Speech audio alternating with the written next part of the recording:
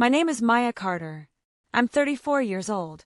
Last July, my dad stood up in front of 25 people at our family reunion and asked each of his children to share their life wins. My brother went first. VP of Engineering, 6-figure salary. My sister followed, surgical fellow at one of the best hospitals in the country. Then my dad turned to me with that smile, the one I'd known for 16 years, and said, "Your turn, Maya. What do you have?" So I gave him one number. Just one. And the table went quiet. My brother left before dessert. Before I take you back to that afternoon, if you end up liking this story, please take a moment to like and subscribe, but only if you genuinely enjoy it. Also, drop a comment with where you're watching from and what time it is there. I always love seeing that. Now let me take you back to a Saturday morning in June, the week before the reunion, when I almost decided not to go at all. I'm standing on a job site in Columbus when my phone buzzes. It's Dad. "Family reunion," he says. "No hello. No, how are you? July 19th. Your brother's flying in from Austin.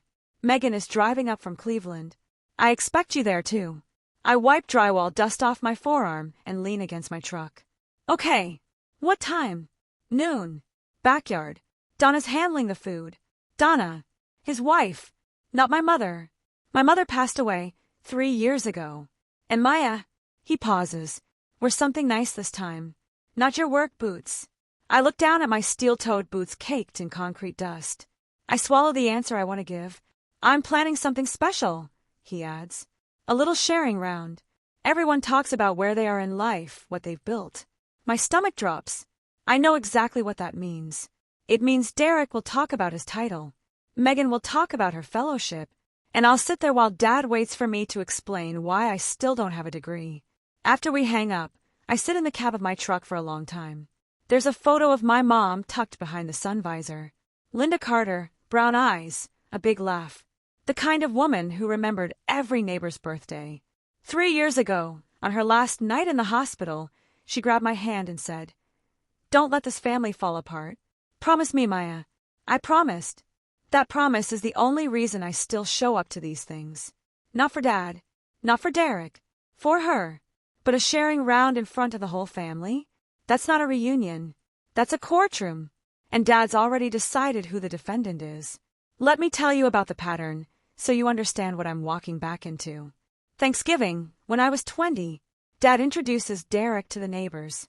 "This is my son Derek, the engineer, Stanford grad." Then he turns to me.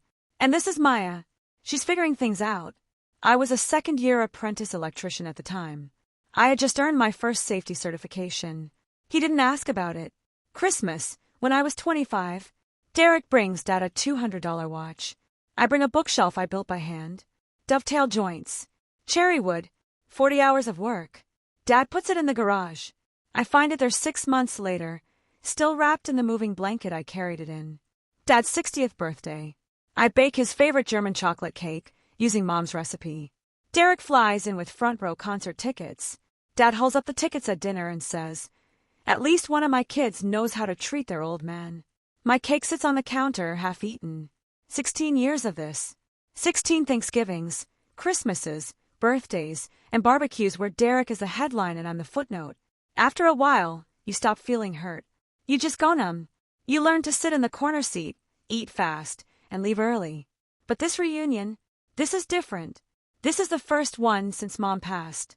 It's supposed to honor her memory. But Dad's turning it into a performance review. He isn't going to compare us in whispers this time.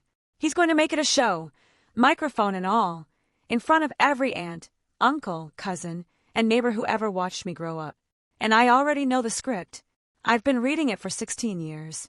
That night, I call the one person who's never made me feel like a footnote, Uncle Bill Morrison, my mom's older brother, a carpenter who runs his own shop in Zanesville. Hands like leather, a voice like gravel, and the only adult in my life who ever looked at my apprenticeship papers and said, "Now that's something." Uncle Ben is the one who got me into the trade. When I was 18, fresh out of high school with no college plans and a father who wouldn't look at me, Ben drove down, took me to a job site, and said, "You're good with your hands. Let's find out how good. Should I go?" I ask him now. "Your mama wanted you there, so you go," he says, pausing for a moment. "But Maya, You don't owe that man your dignity. I tell him about the sharing round. He's quiet for a moment, thinking. You know what you've built, kid, he says. I've seen the books. 6 units, 0 debt. That's more than most folks twice your age. He won't care, Ben. Maybe not. But the numbers don't lie. Let your work speak. Then he says something that sticks. I heard a thing about Derek, by the way. His wife posted something on Facebook about financial stress. Deleted it fast, but Gary, you remember Gary?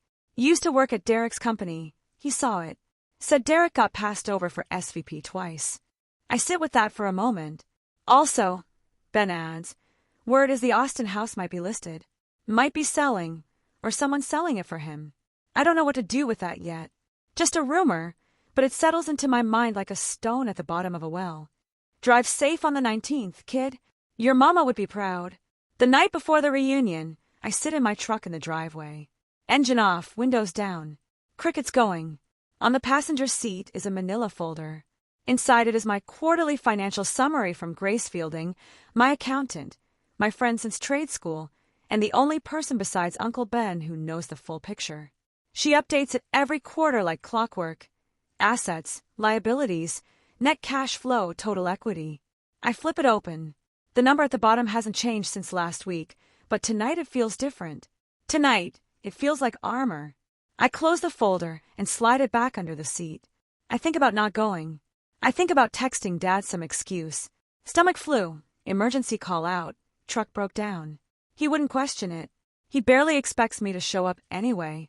But then I think about what happens if I don't. Dad tells everyone. Maya didn't even come. See? That's Maya. And the story continues. The footnote gets smaller. If I do go, and sit there in silence while Derek brags and Dad beams. Same thing, different angle. I look at the photo of Mom on my dashboard. It's from a 4th of July, maybe 2012. She's laughing, holding a sparkler, standing in the backyard where tomorrow's reunion will be. I'm going, I say out loud. Not for him, for you. I don't bring the folder. I leave it under the seat. But the number is in my head, etched there like a license plate you've memorized without trying. $1.2 million. I pull the keys out of the ignition and go inside. I don't know yet what Dad has planned for that sharing round. If I had, I might have brought the paperwork. Saturday noon. 2-hour drive from Columbus to the old house. I pull up and park on the grass next to a line of SUVs and sedans. The house looks good. Fresh paint. New gutters. Porch rail replaced. Somebody spent real money on this place. At the time, I figured Dad finally dipped into savings. The backyard is full. 25, maybe 30 people. Folding tables pushed together under a rented canopy. Coolers. A Bluetooth speaker playing old country. Paper plates, red cups, and a catering tray of pulled pork. I recognize most of the faces. Aunt Carol, Uncle Pete, cousins I haven't seen in 3 years. Mrs. Johnson from across the street, who's known me since I was in diapers. Mr. Martinez from 2 doors down. Retired banker, always wearing a polo. And there, by the back steps, is a whiteboard propped on an easel in blue marker. Thompson family. Life wins round. My chest tightens. Dad sees me from the porch. He's holding a beer in one hand and a plate in the other. He walks over, doesn't hug me. Oh, you actually came. Good. Hi, Dad. He looks me up and down. Clean jeans. Simple blouse. Hair pulled back. No jewelry, no heels. Where's your friend? You seeing anyone? No, Dad. He turns back to the crowd. Donna's inside if you want to say hello. Donna meets me in the kitchen. She hugs me the way you hug a coworker at a company picnic. Quick, one-armed, no eye contact. Sweet tea on the counter, she says, already walking away. I pour a glass and stand by the window, looking out at the whiteboard. Life wins round. 16 years of losing, and now there's a scoreboard. Derek arrives 40 minutes late, which is 15 minutes earlier than I expected. The Tesla pulls in slow, like it wants everyone to notice. Midnight blue, chrome wheels. The license plate frame says something about Austin tech life. Derek steps out. Fitted vest, designer sneakers, aviators pushed up into his hair like he just walked off a catalog shoot. Kelsey, his wife, follows. Oversized sunglasses, designer bag, heels on grass. Their 2 kids tumble out the back in matching Ralph Lauren polos. Dad practically jogs across the yard. There he is. He grabs Derek by the shoulders. Everyone, this is my son Derek, VP of Engineering out in Austin. We're very proud, he says. Very proud. The way a man hammers a nail hard once so it sticks. Derek makes his rounds. Handshakes. Back slaps. A few good to see you, brother, to cousins he hasn't called in years. Then he spots me by the cooler. Hey, sis. Still driving that old Ford? Runs fine. Sure it does. He grins and moves on. I stand there, holding my sweet tea, and watch him work the crowd like a campaign stop. VP Derek. Golden Boy Derek. The one who made it. Then I see something small. Kelsey goes to pay the caterer, the barbecue guy parked by the driveway. She hands over a card. The guy swipes it, frowns, swipes again. Kelsey's jaw tightens. She fumbles through her wallet and pulls out a different card. This one goes through. Nobody else notices, but I do. A few minutes later, Megan finds me. She wraps me in a real hug. I'm glad you're here, she whispers. Me too. Then Dad calls her name from across the yard, and she pulls away. I should go say hi. She always should. I'm sitting in the corner chair when it happens. The moment I stop treating this reunion like something, I just have to survive. Aunt Carol asks me what I've been up to. I run a contracting company. Licensed electrical work, mostly residential. I say. She nods slowly. Oh, that's practical. I let it go. I've been letting things go for 16 years. Then I hear it. Derek's son, Tyler, 7 years old, blonde hair, gap-toothed, tugs on Derek's sleeve near the dessert table. Daddy, what does Aunt Faith do? Derek doesn't even look at me. She fixes things, buddy. Like a handyman. Tyler scrunches his nose. Oh, not a real job? Derek laughs. A short, easy laugh. The kind that says, exactly. My hands go still on my lap. It's not the words. I've heard worse from Derek. It's the audience. A 7-year-old boy just learned that what I do isn't worth respecting. And he learned it from his father in front of everyone. That's the part people don't understand about patterns like this. The damage isn't just in what they say to you. It's in what they teach the next generation about you. If I sit here and smile through this reunion, Tyler grows up knowing Aunt Faith as the joke, and Tyler's little sister after him. And one day they're kids. The narrative doesn't die with dessert. It gets inherited. I look across the yard at the whiteboard. Life wins round. Then I look at my dad, who's clinking beers with Derek near the grill. Both of them laughing. Both of them comfortable. And for the first time today, I think maybe I didn't come here just to keep a promise. Dad taps his glass with a spoon. The crowd settles. All right, everyone. It's time. Dad grabs the old karaoke mic from the patio shelf, the one we used at Mom's birthday parties, and taps it twice. A dull thud rolls through the speaker. Your mother, God rest her soul, always wanted us together. So tonight, each of my kids is going to share their life wins, where they are, what they've built. He lifts his beer. Derek, you're up. Derek stands like he's been rehearsing this in the mirror. He buttons his vest, steps forward. Well, first off, I'm proud to be a Thompson. A few claps. I'm currently VP of Engineering at a SaaS company in Austin. I lead a team of 40. My compensation package is in the mid-six figures, Derek says. Oh my. Aunt Carol's voice is full of admiration. We just bought a boat last summer. The kids are in private school. Life is good. More clapping. Mr. Martinez nods slowly, arms folded. Dad is beaming, literally glowing like he's watching the Super Bowl and his team just scored. And most importantly, Derek says, turning to look directly at Dad, I was able to help Mom and Dad keep this house a few years back. Family takes care of family. He sits down. Dad squeezes his shoulder. I watch from the corner. Derek said compensation package. He didn't say net worth. He didn't say savings. He said package, which includes stock options that could be underwater, bonuses that get taxed at 40%, and a salary that vanishes the moment the company restructures. I know the difference because Grace taught me.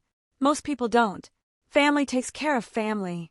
That line hangs in the air, aimed at me like a dart. Translation, Derek helped. Maya didn't. What nobody at this table knows is why. Megan goes next. She's quieter than Derek. Always has been. She stands but doesn't take the mic. I'm in my surgical fellowship at Cleveland Clinic, she says, hands clasped in front of her. Published 2 papers this year. I'm applying for attending positions in the fall. Dad's eyes glisten. My little girl, a surgeon. Can you believe it? The applause is warm. A few people lean over and whisper things like, "So impressive," and "Your parents must be so proud." Megan sits back down for half a second. She glances at me across the table. I see it. A quick flash of something. Guilt, sympathy, whatever it is. She swallows it fast and looks at her plate. She knows what comes next. She knows I'm the last one standing in this little talent show, and she didn't say a word to stop it. Behind me, I hear Mrs. Johnson whispering to Aunt Carol. "And what about Maya? Is she still single?" Aunt Carol responds, "I think she does something with wiring." I grip my cup. The plastic cracks. 25 people. That's how many are sitting in this backyard right now. 25 people who are about to watch my father put me on display like a science project that didn't place. 25 people who already think they know the answer. Dad's holding the mic again. He turns. He's smiling, but it's not warm. It's the smile of a man about to make a point. And then he says, "Maya." The yard goes just a shade quieter. Forks pause. Conversations trail off. "Your turn, sweetheart. Tell everyone about your wins." I don't stand up. I stay in the corner chair, my hands around my cup. "I'm good, Dad. I'll pass." He chuckles. "Come on." Everyone else went. "Don't be shy." I look at him. 16 years of practice tell me to smile, wave it off, say something harmless like, "Just working hard," and let the conversation move on. That's the playbook. That's how I survive these things. Then Derek leans back in his chair and grins. "Yeah, Maya, tell us what's new in the light switch business." A ripple of laughter. Not everyone, but enough. Enough for me to hear it. Enough for Tyler, Derek's kid, to look up from his plate and giggle. Dad jumps back in. "Seriously, honey, we want to hear. What are you doing with your life?" I count the faces watching me. Mr. Martinez, arms folded. Mrs. Johnson, fork halfway to her mouth. Aunt Carol, leaning forward. Megan, staring at the table. Uncle Ben, standing by the grill. Jaw set. 25 people waiting. I open my mouth, then close it. Dad tilts his head. His voice softens into that tone. The one he thinks sounds caring, but actually sounds like pity. "It's okay if you don't have anything, Maya. We understand." Not everyone. He doesn't finish that sentence. He doesn't have to. The implication fills the yard like the smell of charcoal. Not everyone makes it. I hear Uncle Ben's voice in my head. "You don't owe that man your dignity." I hear Tyler's voice. "Not a real job." I hear Mom's voice. "Don't let anyone make you feel small." And somewhere under all of it, I hear my own voice. The one I've been holding back for 16 years. That's when I open my mouth. I stand up. I don't reach for the mic. "You want to know my wins, Dad?" He blinks. The yard stills. "Fine." I keep my voice level, the same voice I use on job sites when I'm giving instructions. Clear, measured, no shaking. I own a licensed contracting company. I employ 4 people full-time. I own 6 rental properties across Franklin County, free and clear. I pause, let it land. I have 0 debt, no mortgage, no student loans, no credit card balance, nothing. Someone coughs. A glass clinks against the table somewhere. My net worth, as of last quarter, is $1.2 million. Silence. Not the kind of silence that happens when people are thinking.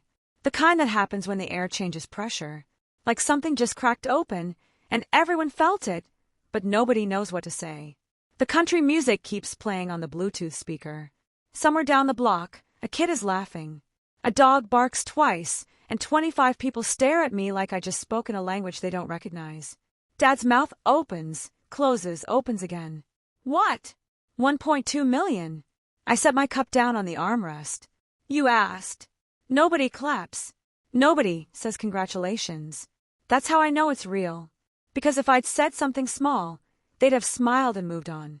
But a number like that, from the daughter they all wrote off, that doesn't get applause. That gets silence. The kind that rewrites the room. Derek's chair scrapes against the concrete. Kelsey's hand is pressed flat on the table, knuckles white. Uncle Ben takes a slow sip of his beer and says nothing. He doesn't need to. And Dad just stands there, mic in hand, with nothing to say for the first time in 16 years. I know what you might be thinking right now, because I was thinking the same thing when I stood there. Why didn't I say this sooner? The truth is, I never wanted to prove anything to anyone.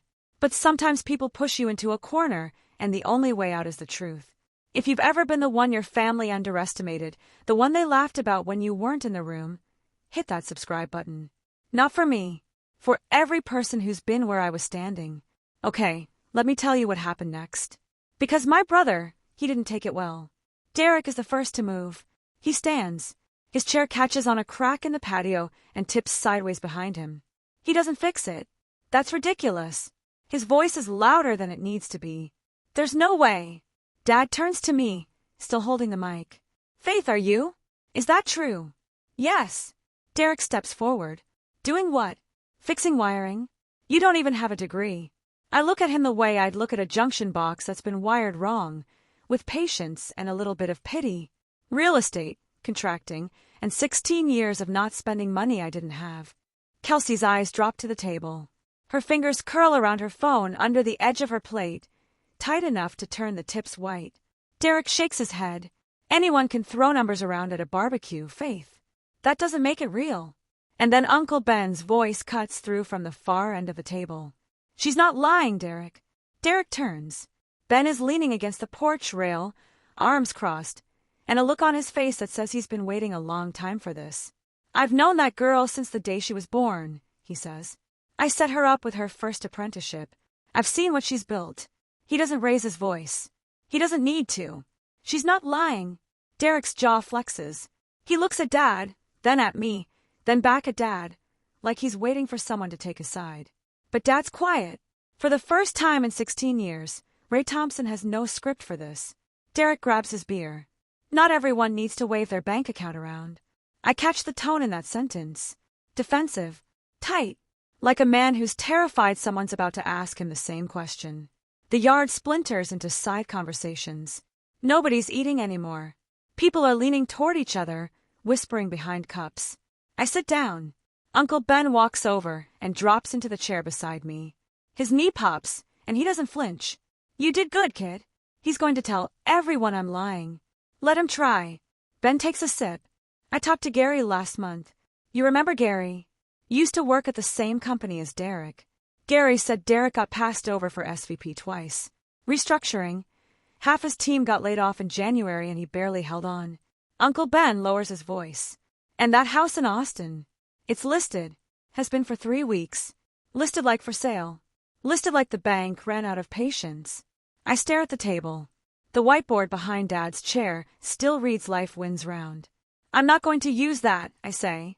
Nobody said you have to, Ben replies.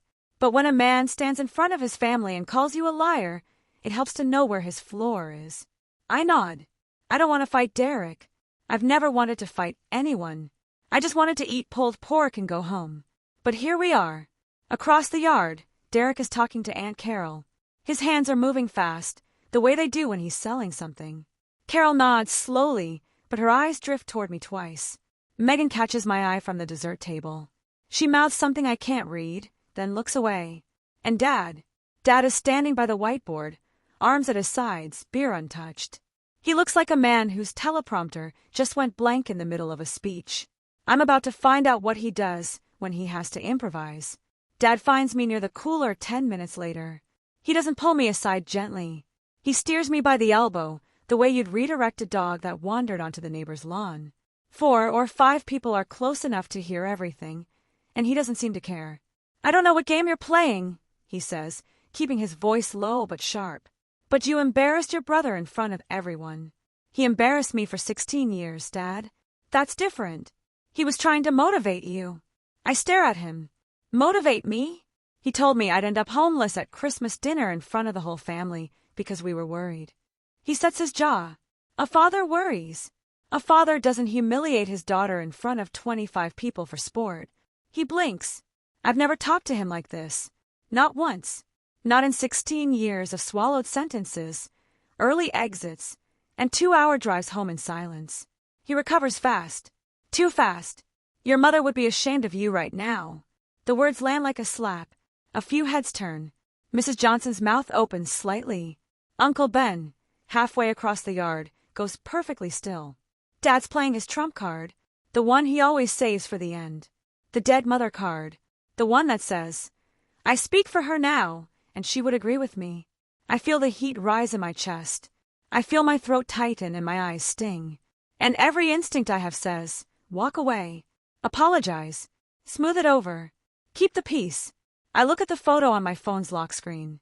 Mom, at the 4th of July, sparkler in hand, laughing. And I decide, standing right there, that I am done keeping the peace at the cost of keeping myself. I don't raise my voice. Mom would not be ashamed of me. Dad's mouth twitches. Mom was proud of me every single day. She told me that on her last night. The yard goes still. 25 people, and the only sound is the speaker playing Merle Haggard Too Low to Matter. You want to know what Mom said? She said, Maya, you're the strongest one. Don't let anyone make you feel small. Dad's face shifts. Something behind the anger cracks just for a second. Then it seals back up. But I'm not done. I didn't come here to brag. I came because Mom asked me to keep this family together. But I can't do that by pretending to be less than I am. I can feel Uncle Ben watching. Mrs. Johnson. Mr. Martinez. Every face in this yard is turned toward me. And for once I don't flinch. You asked for my wins, Dad. I gave you my wins. And instead of being proud, you told me to apologize. My voice doesn't break. I've practiced this sentence in my truck for 3 years. 3 years of 2-hour drives home, saying it to the windshield, never thinking I'd say it to his face. I'm done apologizing for being good at something you don't understand. I set my cup on the table. Stand straight. I'm done. Nobody speaks. Derek is frozen in his chair, hand around a beer he hasn't sipped in 5 minutes. Kelsey's eyes are red. Mr. Martinez unfolds his arms slowly, like he just watched something he didn't expect. Uncle Ben rises from his seat, doesn't say a word, just stands steady as a fence post like he's making it known which side of the yard he's on. Then Megan's voice, small, tight, cuts through the quiet. Maya, wait. But I'm already turning away. I don't make it to the driveway. Behind me, Derek's voice fills the yard again. He's louder now, standing, performing for the crowd the way he always does when he's losing ground. You know what, everyone? My sister, the one without a college degree, just told us she's worth $1 million doing electrical work. He says electrical work the way someone says magic beans. You want to know what that really means? She probably counts the value of some rundown rentals she bought for nothing. That's not real wealth. That's playing landlord. A few people shift in their chairs. Uncle Ben's jaw is tight. I stop walking, but don't turn around. Real success is building something, leading teams, making decisions that move the needle, not collecting rent checks. Dad nods. Derek has a point. Then a voice I don't expect cuts through. Mrs. Johnson, 72 years old, 4 feet 1 inch, and scared of nobody. I don't know about all that, Ray, but that girl replaced my entire electrical panel last year. Did it in 1 day. My last electrician wanted 3 times what she charged. She folds her arms. She's honest. She shows up on time. That counts for something. A few heads nod. Mr. Martinez says quietly, 6 properties free and clear in this economy. That's not playing anything. The crowd is splitting. I can feel it without turning around. The slow crack of a room, realizing the story they've been told, doesn't match the person standing in front of them. Then Kelsey's phone buzzes. She glances at it, and her face, the carefully maintained lipstick and sunglasses face, just falls apart. Derek! Her voice is barely above a whisper. Stop! He turns. What? Just stop talking about money, please. She's shaking. Derek stares at her, then at me, then at the yard full of people who are now staring at both of them. Kelsey stands up. She doesn't look at anyone. She takes her purse off the back of the chair and walks into the house. The screen door slaps shut behind her. Nobody follows. Derek sits down slowly, like a man who just realized the floor is glass. Dad clears his throat. His hand is still on Derek's shoulder, where it's been since the sharing round started, like a coach on a sideline. Let's take a breath, everyone. He pauses. Maya, I think you owe your brother an apology. I turn around now. I'm standing 10 feet from the table, facing all of them. For what? For making this about money. This was supposed to be about family. You made it about money, Dad. You set up the sharing round. You wrote it on a whiteboard. He stiffens. I set it up to celebrate your brother and sister's achievements, not for you to brag. The word hits different when it comes from a man who just spent 15 minutes applauding his son's 6-figure salary in front of the entire neighborhood. Brag, I say. You asked me a question. I answered it.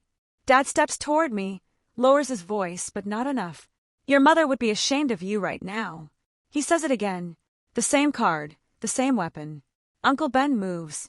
He steps out from behind the grill, wipes his hands on a rag, and says loud enough for every person in the yard to hear.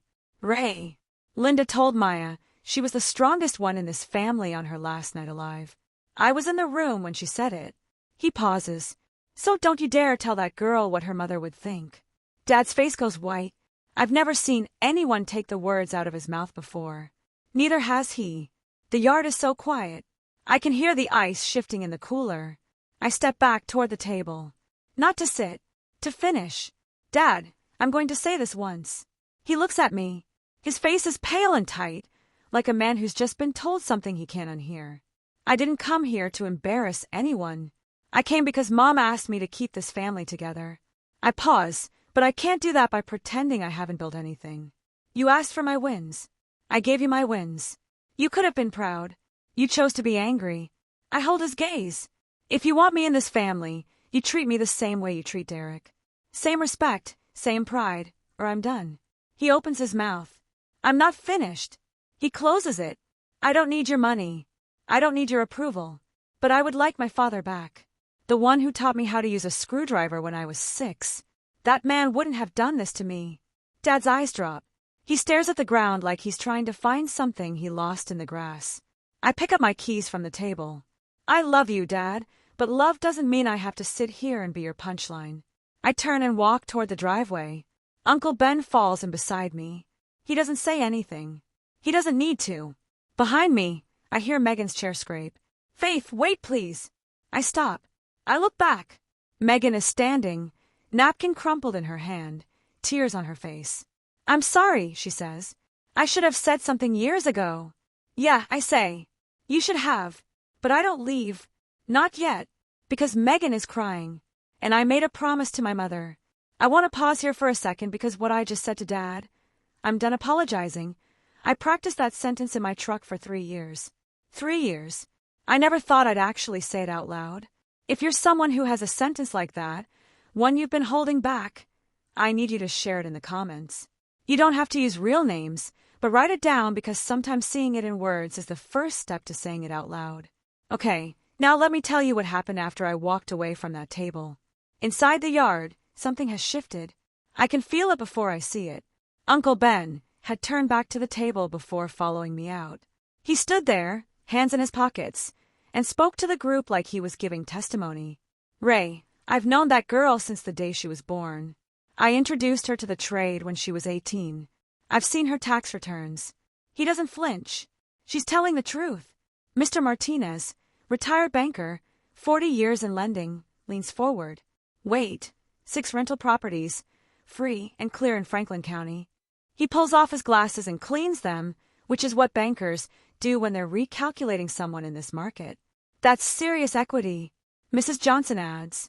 She rewired my whole house, didn't cut a single corner, charged me fair, and finished early. She looks at Dad. That girl's the real deal, Ray. I hear this from the edge of the driveway where Megan has followed me. The murmuring isn't hostile anymore. It's curious. People are doing the math, asking questions, looking at the whiteboard, and wondering if the scoreboard was wrong from the beginning. Dad is still by the grill, hands at his sides, beer untouched. He's watching the tide turn, and he doesn't know how to stop it. It started as a show, the sharing round, the whiteboard, the mic. He built the stage, and now he's standing on it while the audience rewrites the script. Derek hasn't moved from his chair. His vest is unbuttoned now. His face is the color of flour. His phone sits face down on the table, and he hasn't touched it since Kelsey walked inside. The golden boy is very still, and nobody's clapping for him anymore. The screen door opens. Kelsey steps out. Her sunglasses are off. Her mascara is smudged in the corners. She walks straight to Derek, leans down, and speaks in a voice she probably thinks is a whisper. It isn't. The bank called. They're moving forward with the short sale. Derek grabs her arm. Not here, Kelsey. Then when? You've been hiding this for 6 months. 3 people at the near end of the table hear every word. Mr. Martinez, Aunt Carol, Uncle Pete. Their faces do that thing faces do when they've just heard something they weren't supposed to. Careful blankness followed by slow, side-eyed glances. Derek stands, pulls Kelsey toward the house, but the damage is already traveling. I watch it move through the yard in real time. A whisper to Aunt Carol, who turns to the cousin next to her, who turns to Mrs. Johnson. Short sale on the Austin house. I thought he just bought a boat. Isn't he a VP? Mr. Martinez takes off his glasses again. He's not cleaning them this time. He's just staring at the place where Derek was sitting. Dad hears at last. He's the last to know, which is ironic because he spent the whole afternoon acting like he knew everything about his children. His face does something I've never seen. The confidence drains out of it like water through a cracked pipe. What's left is something raw and confused. A man realizing the trophy shelf he built is made of cardboard. VP of Engineering, mid-six-figure compensation, Tesla, boat, private school, and a house the bank is taking back. I don't say a word. I don't have to. The yard is doing the math without me. Some numbers tell the truth. Others just tell a story. Megan sits down beside me on the curb by my truck. She's hugging her knees, chin on her forearms. I should have said something years ago, she says. You didn't. I know. She stares at the pavement. I was scared. Dad would have turned on me, too. I don't argue with that. She's right. We sit in silence for a while. Inside the yard, the party is unraveling. Guests are starting to drift toward their cars, carrying plates of leftover barbecue and conversations they'll finish on the drive home. Faith! Megan's voice is quieter now. I owe $380,000 in student loans. I turn and look at her. She's not kidding. Her eyes are steady, tired, and completely honest. I won't break even until I'm 45, she says. Maybe 50. A surgeon. Published. Cleveland Clinic Fellowship. And she's $380,000 in the hole. Derek and I, she says. We look successful. That's the whole game. We look the part, but we're drowning. She pauses. You're the only one of us who isn't. I sit with that. There's something else, she says. Dad borrowed $80,000 from Derek 3 years ago when the house almost went into foreclosure. $80,000. Derek took out a personal loan to cover it. Dad called it a family investment. Promised he'd pay it back. She looks at me. He never paid back a dime. So that's why the house looks so good. New paint, new gutters, $80,000 of Derek's debt hanging on those walls like a second mortgage. Mom knew, Megan says softly, about your business, about what you were building. She told me once, Faith is going to be fine. She's the only one who doesn't need permission to start. I press my palm against the warm asphalt and breathe. Megan and I walk back into the yard together, not arm in arm, just side by side. It's enough. The crowd has thinned. 15 people, maybe. The cousins left first. Now it's the core. The neighbors, the aunts, the uncles, the people who've watched this family for decades and always suspected the story was thinner than it looked. Mr. Martinez is standing near the dessert table. He sees me and walks over, no hesitation. Faith, I spent 30 years in commercial lending. I've seen portfolios from people twice your age that don't look half as strong. He puts his hand on my shoulder. 6 properties, no debt in this market. You should be very proud. Mrs. Johnson comes up behind him, and she's honest. Never overcharged me once. Showed up when she said she would. She takes my hand. Your mama raised you right, honey? I nod because I don't trust my voice right now. Dad is sitting alone at the head of the table. Donna is moving around him, stacking plates, folding tablecloths. He doesn't help. He just sits, hands flat on the table, staring at the whiteboard. Life wins round. The irony is so thick you could spread it on bread. Donna passes by me on her way to the kitchen. She stops, looks at me with something I've never seen from her. Not warmth exactly, but recognition, like she's seeing me for the first time. I didn't know, Faith, she says quietly. He never told me any of it. How hard you've worked, what you've built. She shakes her head. I'm sorry. She goes inside.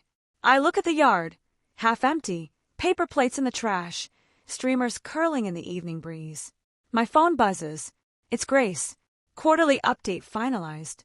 Also, congrats on the 7th property closing next week. 7th. And nobody at this table knew about any of them. I pocket the phone and walk to the table. Dad is still sitting there. The mic is on the table next to his plate. The whiteboard is behind him. The yard is emptying out, and the man who set the stage is the last one on it. Dad. He doesn't look up. I'm going to say this once. He raises his head. His eyes are bloodshot. He looks 10 years older than he did 3 hours ago. I didn't come here to embarrass anyone. I came here because Mom asked me to. But I'm not coming back to a table where my success is treated like a problem and my brother's is treated like a parade. He opens his mouth. Let me finish. He closes it. If you want me in this family, you treat me the way you treat Derek. Same respect, same pride. Every holiday, every barbecue, every phone call or I'm done. My voice is steady. This isn't anger. This is a boundary. Clean, measured, non-negotiable. I don't need your money. I don't need your approval. But I would like my father back. The one who taught me to use a screwdriver when I was 6. The one who carried me on his shoulders at the county fair. That man was kind. That man would not have done this. Dad's chin trembles, just once. Then he locks it down. I pick up my keys from the table. I love you, but love doesn't mean I sit here and shrink so you feel right about the story you tell people. I turn toward the driveway. Behind me, I hear him say, barely above a breath, Faith! I stop. I don't turn around. I heard you, Dad. And I keep walking. Derek comes out of the house 5 minutes later. Kelsey is beside him, bag on her shoulder, sunglasses back on, even though the sun is setting. They don't stop at the table. They walk straight across the yard to the Tesla. Derek's tie is loosened. His sleeves are rolled. He looks like a man leaving a deposition, not a barbecue. Dad calls from the porch. Derek, wait! Derek stops, turns halfway. Don't, Dad. Just don't.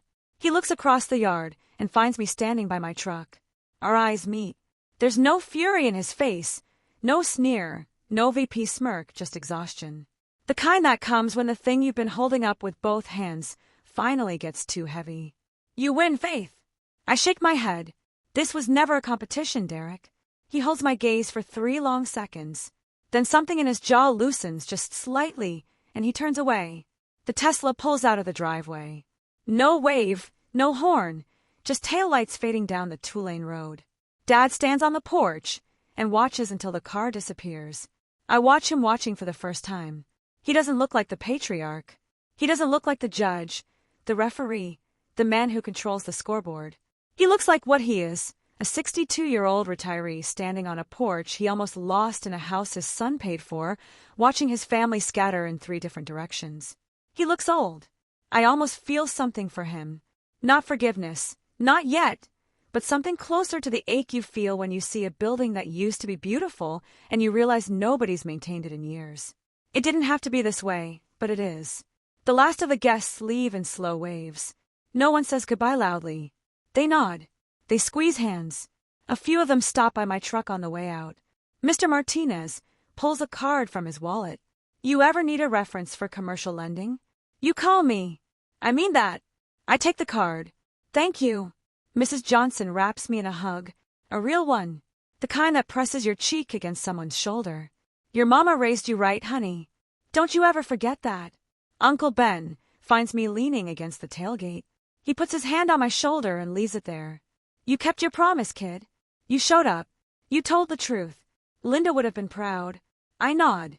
My throat is tight. Megan walks over last. She holds me longer than anyone. When she pulls back, her mascara is a mess. Can I call you next week? She asks. I mean it this time. Yeah, call me. She squeezes my hand and walks to her car. The yard is nearly empty now. Donna is folding the last tablecloth. Dad is sitting at the head of the table with a paper plate he hasn't touched. The whiteboard is still standing behind him. The words life wins round, fading in the twilight like a bad punchline no one laughed at. I get in my truck, turn the key. The engine coughs once and catches. The week after the reunion plays out like dominoes, falling in a house nobody knew was made of them. Derek and Kelsey's Austin house goes through the short sale. Final price, $187,000 under what they paid. Derek's equity vanishes overnight. He and Kelsey move into a 2-bedroom apartment in Round Rock while they figure out what comes next. At work, Derek gets restructured. VP becomes senior director. Same office, smaller title, smaller bonus. His LinkedIn still says VP, but the people who matter know. Back in the small town, The reunion becomes the only thing anyone talks about. The Thompsons, the electrician daughter, the VP who's losing his house, the father who set up a scoreboard and got outscored by the kid he counted out.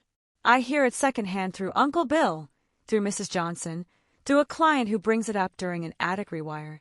"You're that Thompson girl, aren't you? The one who—" "Yeah, I heard about that." 3 new contracts come in that week. Word of mouth from people who were at the reunion or heard the story from someone who was. Megan calls on a Wednesday night. We talk for 2 hours. It's the longest real conversation we've had in 5 years. She cries. "I don't, but it's close. Can you introduce me to your accountant?" she asks. "Grace, right? I need a plan. A real one. I'll set it up. Thank you, Faith. Don't thank me. Just show up." Dad doesn't call, doesn't text. 3 weeks of silence. Thick and total, like snowfall over a field. I don't chase it. I've spent 16 years chasing his approval, and all it got me was a corner seat at his talent show. If he wants to talk, he knows my number. It hasn't changed in 12 years. 3 weeks and 2 days. That's how long the silence lasts. My phone rings on a Tuesday evening. I'm in the truck, driving back from a job in Westerville. Dad's name on the screen. I answer on the 4th ring. "Faith!" His voice is different, smaller, like someone let the air out of it. "I need to talk to you." "I'm listening." A pause. The kind that happens when someone is rearranging sentences in their head, trying to get it right. "I didn't know about Derek's house, about Megan's loans." He exhales. "I thought they were doing fine. I keep my eyes on the road. And I didn't know about you. I mean, I knew you worked hard, but I didn't think someone without a—" He trails off. "Without a degree." I finish for him. "Yeah." Another pause. "I think that's what I believed. That a degree was the only way to make something of yourself, because it was the thing I never got." For the first time I hear it. The ache behind the armor. The kid from the factory town who never got to sit in a lecture hall, who told himself his children would, who couldn't process it when one of them chose a different road. It doesn't excuse it, but I hear it. "Your mother told me," he says, and his voice cracks. "Before she passed, she said, 'Faith is going to surprise you one day. Don't miss it.'" He breathes. "I missed it. I missed all of it. I want to say it's okay, but it isn't. Not yet. I appreciate you calling, Dad, but words don't fix 16 years. We need time." He's quiet for a long moment. "Okay," he says. "That's fair." I hang up at the next red light and sit there until it turns green twice. 2 months after the reunion, I open my laptop and find an email from Derek. No subject line, just text. I read it standing up at my kitchen counter, coffee going cold in my hand. "Faith, I know I've been terrible to you for years. I don't expect forgiveness, but I want you to know I was jealous. I was jealous because you did it your way and it worked. And I did everything they told me to do, and I'm drowning." I read it again, then a 3rd time. Jealous. My brother, the VP, the Stanford grad, the one Dad introduced first at every party, was jealous of a sister who fixes light switches. He continues, "I spent 15 years trying to be the son Dad wanted, the title, the house, the car. None of it was for me. It was for him, for the scoreboard. And now I'm sitting in a 2-bedroom apartment with my marriage falling apart. And the only sibling who has her life together is the one I treated the worst." I close the laptop, walk to the window, look at the yard I mowed myself last weekend next to the garage I converted into an office. I don't respond that day or the next. On the 3rd morning, I sit down and type, "Derek, thank you for being honest. I'm not ready to have a relationship with you yet, but I don't hate you. When you're ready to talk, really talk, I'll be here. Send." I set the laptop aside, pull on my boots, head to the job site. 20 minutes later, my phone buzzes. 1 line. "Thank you." 2 words. The first honest ones Derek said to me in maybe 15 years. It's not much, but it's real. And right now, real is enough. 6 months pass. I close on property number 8 in October, a duplex in Reynoldsburg that needs a new panel and a full kitchen gut. My kind of project. I hire a 5th employee, a 22-year-old kid named Marco, who reminds me of myself at that age. Quiet, fast hands, shows up 15 minutes early every day.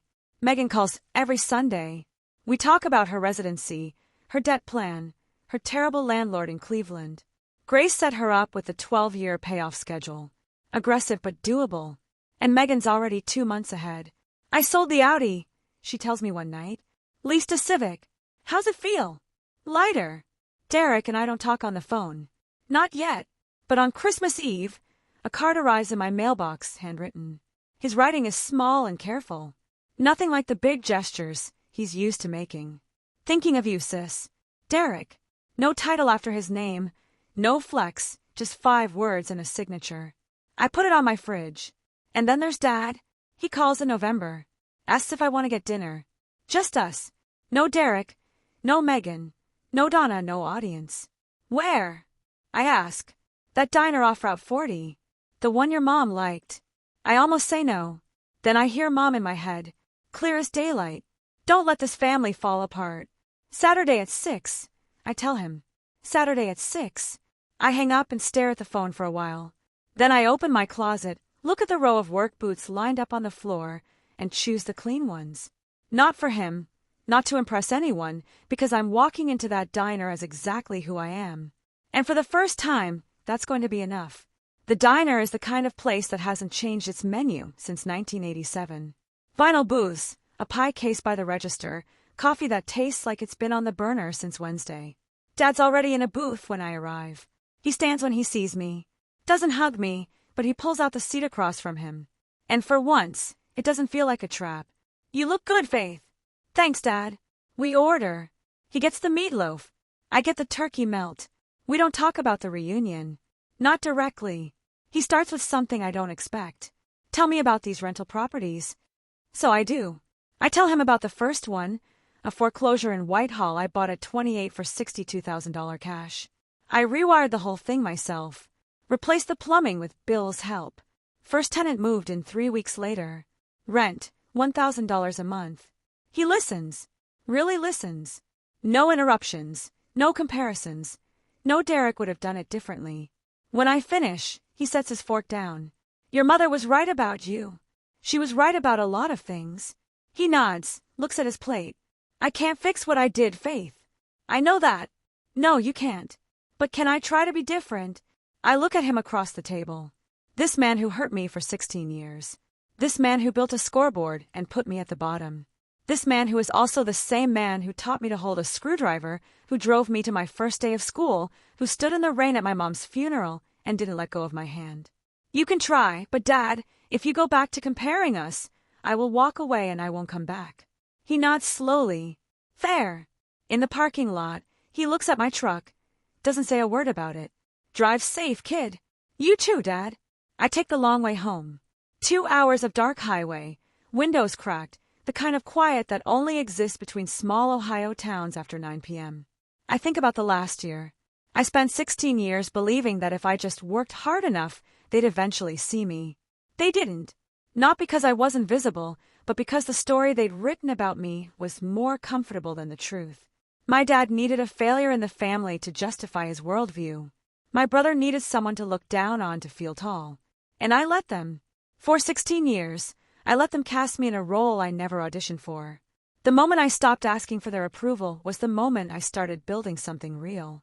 I'm not rich because I'm smarter than Nathan or Megan. I'm financially stable because I live within my means, invested in things I understood with my own hands, and never once spent money trying to impress people who didn't respect me. The fancy car, the big title, the boat, the private school. Those things cost money, but they also cost something harder to calculate. The freedom to say no. Nathan couldn't say no to Dad. Couldn't say no to the lifestyle. Couldn't say no to the scoreboard. And now he's sitting in a 2-bedroom apartment, starting over at 37. I pull into my driveway, kill the engine, sit there. My house is small, 2 bedrooms. I gutted and rebuilt the kitchen myself. The porch light is on a timer I wired last spring. It's not a mansion. It's not a Tesla. Nobody's going to put it on a whiteboard, but it's mine. Every nail, every wire, every dollar that paid for it, mine. If you're hearing this, and you're the one your family underestimates, I won't tell you what to do. But I'll tell you what I know. The opinions of people who don't respect you are not worth rearranging your life for. This is mine. I built it. That's enough. It's been a year since that reunion. Here's where things stand. Megan and I talk every week. She's my person now.